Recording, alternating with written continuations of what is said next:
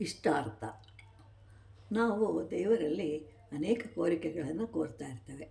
ಆದರೆ ಕೆಲವು ಸಲ ಆನೆಗಳಂತಿರುವ ಕೋರಿಕೆಗಳು ಸಿಂಹಗಳನ್ನು ನೋಡಿ ಓಡಿ ಹೋಗುವಂತೆ ಹೊರಟು ಹೋಗ್ತವೆ. ಲೋಕದಲ್ಲಿ ನಾವು ಶಿವನೇ ಹೆಚ್ಚು ಅಂತ ಭಾವಿಸ್ತೇವೆ. ಯಾಕೆಂದರೆ ಆ ವಿಷ್ಣುವಿಗೆ ಚಕ್ರವನ್ನು ಕೊಟ್ಟವನು ಶಿವನು.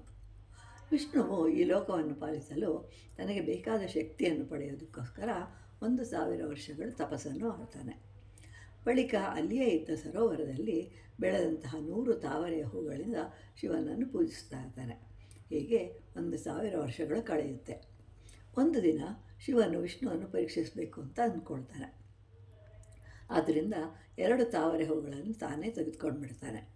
ವಿಷ್ಣುವು ಬಹಳವಾಗಿ ಚಿಂತಿಸ್ತಾನೆ. ಹಾಗೆಯೇ ಒಂದು ಆಲೋಚನೆಯೂ ಬಂತು. ನನ್ನನ್ನು ಎಲ್ಲರೂ ಕಮಲಾಕ್ಷ, ಕಮಲಲೋಚನ ಅಂತ ಕರೀತಾರೆ.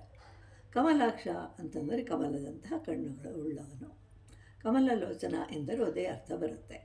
ಕೂಡಲೇ ಅಲ್ಲಿಯೇ ಇದ್ದ ಆಯುಧದಿಂದ ತನ್ನ 2 ಕಣ್ಣುಗಳನ್ನು ತೆಗೆದು ಶಿವನಿಗೆ ಸಮರ್ಪಿಸ್ತಾನೆ.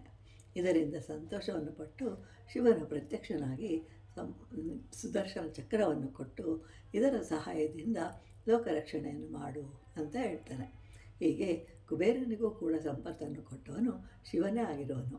ಇಂತಹ ಶಿವನು ರಾಮನನ್ನು ಆರಾಧಿಸ್ತಾರೆ.